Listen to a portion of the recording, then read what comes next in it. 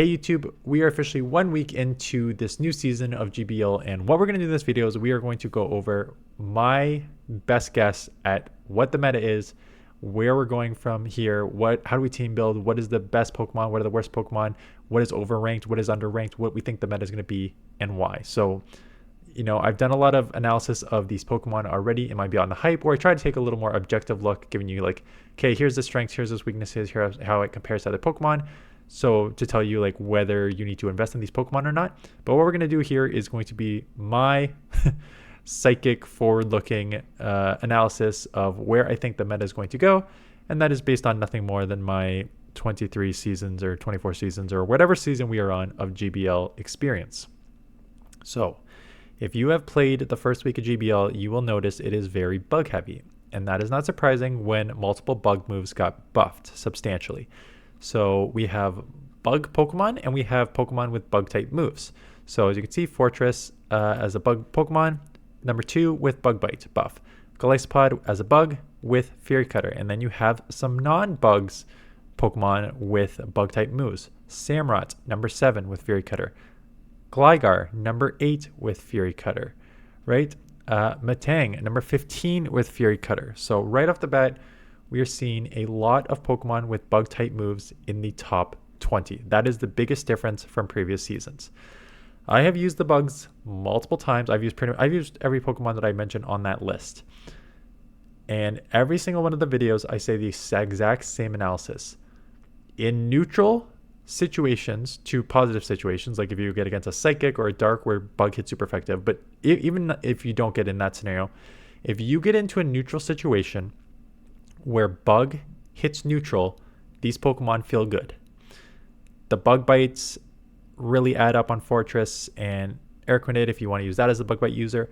These Fury Cutter users in Golisopod, Samurott, and Gligar, Fury Cutter in itself is more of a fast charging move, but does an okay amount of damage in itself.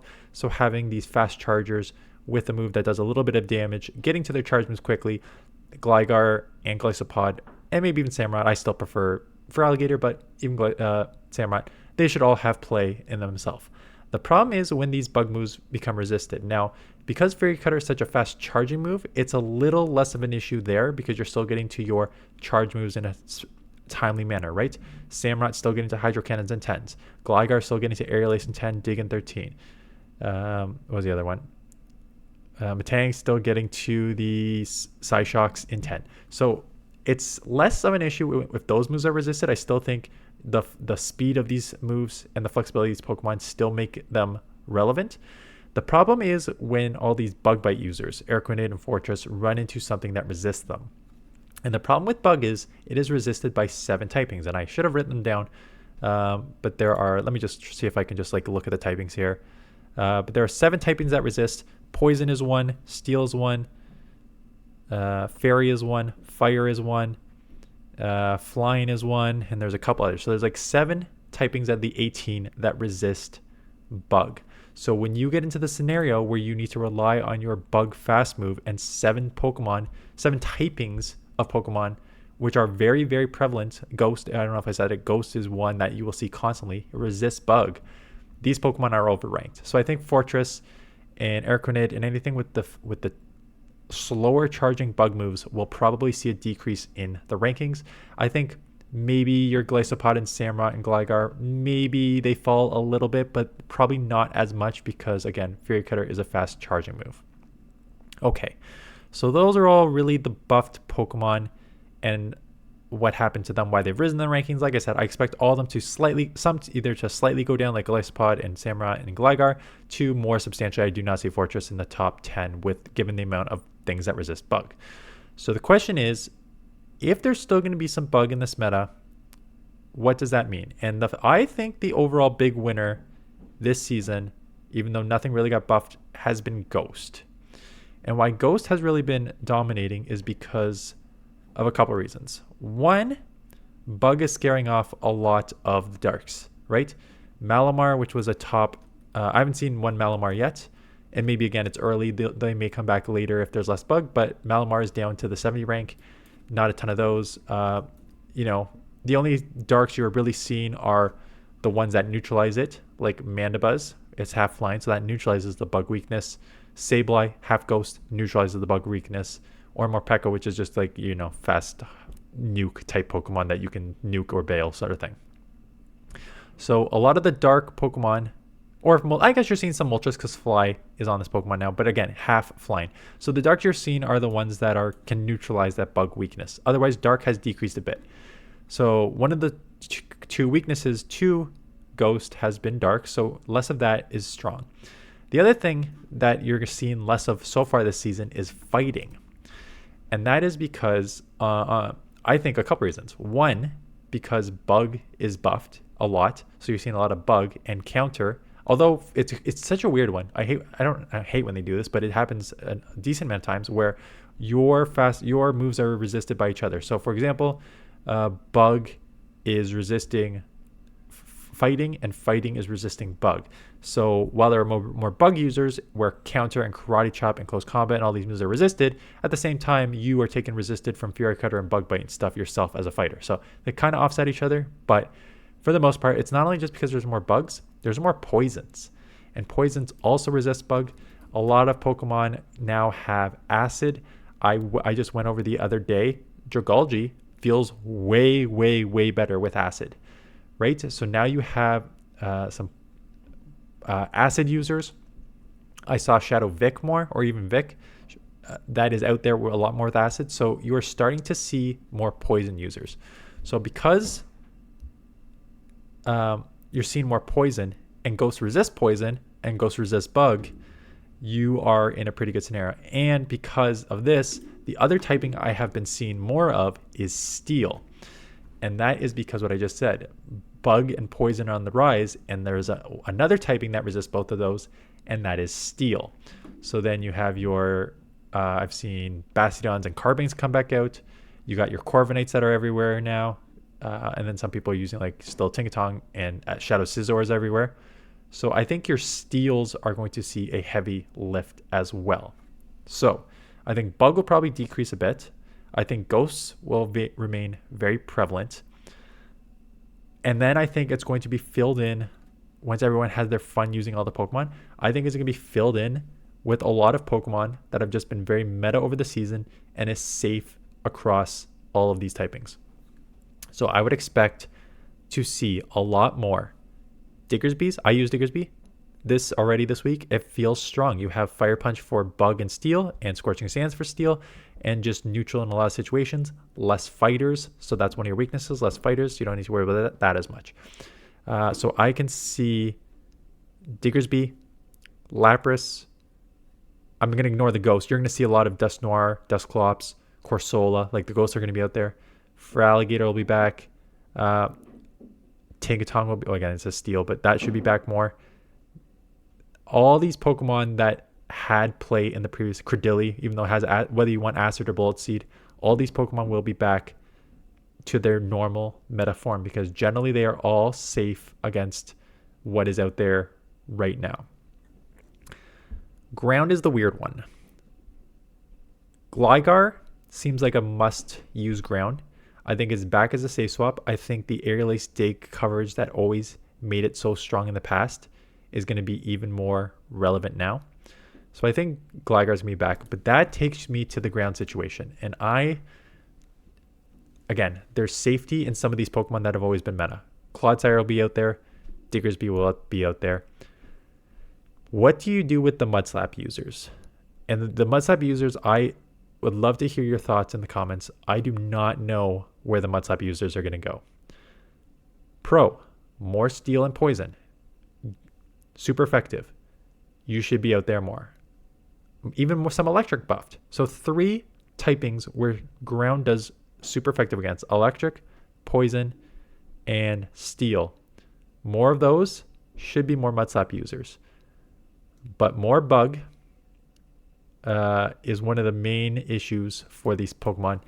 And it's not only that, it's some of these other Pokemon like Samurott that have bug that aren't bug themselves but are water that could take, and there's always water will always be prevalent in the meta. And now you have some other water Pokemon like Lysopod, like Samurott, Jellicent. People were kind of somewhat used it last season. I think half the time people use Drifblim over Jellicent, but now Jellicent's going to be a staple on a lot of teams. Araquanida 24. I just think there are a lot of water Pokemon that can also deal with all these grounds. I guess the only other thing is there may be less grass. I kind of even overlooked Jumpluff. I said Credilli, and I said Dragalge feels better and Shadow Vic looks better when I went against it. So I guess Credilli with Acid may look better too. I still like Bullet Seed for the spamminess, because especially if you want to lower the attack with Rock Tomb, but I understand getting to these moves quick while also doing more damage with Acid. So it's not that grass will be completely gone, but grass is a typing that you've never really had to watch out for a ton of. It's always just been like Jumpluff and Credilli for the most part. Maybe you see a couple more Shadow like Vicks, but otherwise there's still not going to be a ton of WoW Superiors down to 167. I mean, it makes sense, right? I just said the meta is filled with Steel and Poison and Bug, and all three of those resist grass, right? So that is why we don't have a lot of grass here, and a lot of these get in on the secondary typing.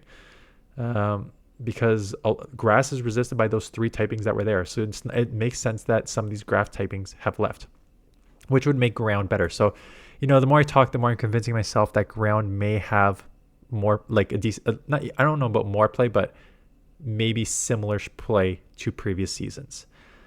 Fairy is an interesting one, because it's in the same situation where Fairy is weak to Steel and it's weak to Poison. So right off the bat, you're like, okay, maybe less Pokemon there, but it also resists Bug. And as you're seeing, a lot of these Fairy Pokemon have secondary typings that really help it here. Carbink is a rock, so you neutralize the Poison weakness. Dedenne is electric. I was gonna say Dedenne, no, weak to Poison, but neutral. Yeah, resists Bug and electric, which is kind of two of the typings that got buffed there. Ting-Tong as the Steel has a lot of resistances. Azumarill as a half water Pokemon end up neutralizing the Steel weakness. So I think a lot of these fairies have secondary typings that help them in the meta. I think you'll see the normal fairies this season. Maybe a little less Charmers, maybe a little less Wigglytuffs if you're seeing more Steels and more Poisons, but I think you're going to see more Carbinks this season, especially with ground on the fence here. And then Dedenne, Ting-Tong, Azumarill. I haven't seen a lot of Weezings, but maybe Weezing comes back a little bit here. You should see a heavy dose of those. Darks, I guess we'll have to see. Whoa, that was not even close. Again, a lot of these Darks are just getting in on their secondary typings or just nuke ability. Maybe Malamar comes back a bit. I still think Drapion's strong, so I would not be surprised if you see Drapion. But as you can see, like Guzzlord has dropped a lot. And some of these other Darks are just like way out of it now. So the Darks are limited, but we'll see how prevalent Ghost is. So went over water will be there. We don't went over ground, Steel, Bug. What other typings are there on this list? I'm just trying to see if there's. We know grass will go down because. Oh, normal typing. I think normal typings are going to go up, having used both diggers. Well, let's talk about going up. Here's your normal typing list. I already said Wigglytuff should probably go down because of all the Poison and Steel. Charmers seem a little less relevant. However, here are your other normal typings that seem safe. I have not tested actually it doesn't even say use wrap, but I have not tested. I've tested Diggersby and Fret this week. They feel very safe and very strong, especially without especially with less fighters. You have one weakness as a normal, and it's fighting. I went against a Dunsparce and realized quickly, holy crap, this thing deals with a lot in this meta because all these bugs are weak. All these bugs are weak to rock. All these Steels and Poisons are weak to ground. Could we see a Dunsparce coming back as a safe swap, just having that insane coverage with less fighters? So I could see these normal typings potentially being used a lot more.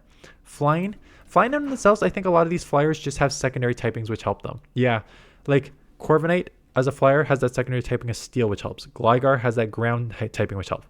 Jumpluff has that grass typing, which helps. Mandibuzz has that dark typing, which could deal with a lot of the ghost Pokemon. So I think the flyers are just going to be your as opposed to like Gligar, which got that Fury Cutter, becomes more of a safe swap again, which we've seen in the past. Like the flyers should just be the normal flyers that you see some previous seasons. Moltres, I haven't used it yet, but Fly seems to play a lot better because Fly does a good amount of damage without having to use that nuke where you lower your defense. So I think that Moltres will probably be out a lot more. So I think the flying type won't change too much this season. I guess we haven't talked about the Psychic Pokemon yet. And Psychic, I already said I hated Psychic last season. If you remember how many times I just clowned on Psychic just because it was weak to both Dark and Ghost, which were very, very prevalent in the meta. As you can see here, the other just Psychic Pokemon now also weak to Bug. I mean, not now weak to Bug, but now Bug is out there more. You now have like 3 typings. Let's just go to Grumpig because it's a pure Psychic. Yeah, you have these 3 typings. Bug, Dark, Ghost that were just very, very prevalent in the meta. Again, I expect more Ghost, maybe less Dark this season, but more Bug. Psychic becomes a little scarier to use in the meta, so maybe a little less Psychics. But maybe there's less fighters, but maybe not. So seeing if there's like any other Pokemon on this list or typing. Electric. Like I said, I still think there's going to be a heavy dose of Morpeko. I think there's going to be a super heavy dose of Dedenne.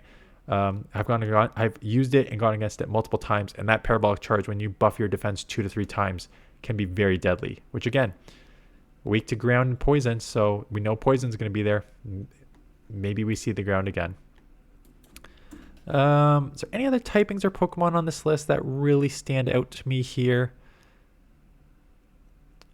Fire. I think Fire is the only one that I haven't really covered yet. I'll cover that in 1 second. I'm just seeing, yeah, Fairy I've already covered. Drapion, I still think I've used Drapion. Yes, Crunch not lowering the defense as much. Kind of sucks, but I still think it's going to have a ton of play. I guess Ice is, so Ice and Fire are sort of the last main 2. Again, a lot of these Ice are getting in on secondary typings here. Lapras has the normal typing. Sandslash has your steel typing. I still think there's just going to be the normal amount there. I did note at the beginning of the season, Shadow Claw is on Sandslash because potentially less ground because of the bug, and more like half of these bug Pokemon like Gliscopod and Araquanid are water Pokemon, so there's potentially more water, so that resists the ice, and more steels. Steels resist ice, so Shadow Claw as the legacy move may be the one people want to use. I think you can use either or. If you want to use Sandslash as the ice specialist to deal with your Jumpluff and flyers, that like Gligar is double weak to ice, I still think you can probably keep this, although Shadow Claw may have more play overall. I think Powder Snow Ice Punch still has a ton of play in this meta, so I could just see using that and then cover your water weakness and all these other weaknesses that you will have. So that's Ice, and then I guess the last one I want to talk about is Fire. Fire is still not highly ranked, which does and does not make sense in the current state of the meta when I've just mentioned like 500 times this video about Bug and Steel, which Fire hits super effective against. Now, like I said, the only problem with the bugs is that a couple of them are water, right? Gliscopod neutralizes that with water, Araquanid neutralizes it with water, and both of them have water type fast moves and pacing on you. Maybe not pacing on Araquanid, but definitely pacing to the Aqua Jets and 10.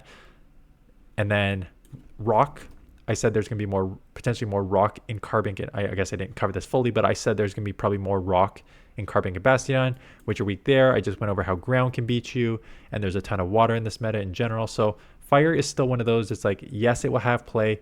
I enjoyed using Ninetales with Ember. I do think it plays way better this season. I hit Legend last season with a double Fire team. I can still see some variation of that team working this season.